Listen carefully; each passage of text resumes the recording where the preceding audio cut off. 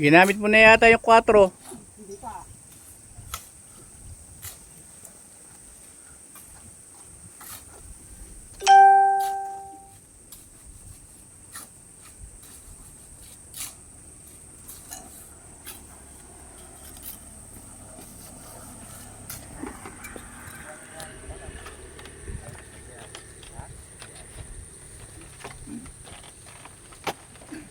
Walang yan, nawala ito yung hawakan dito. Paano makakatawid ni Mrs. ko rito? Ayan, ginawang hagdan. Babalik natin yun. Pag nangyari na Ba, yun, that's- wala natin babalik yun. Tapos naman na si Steve.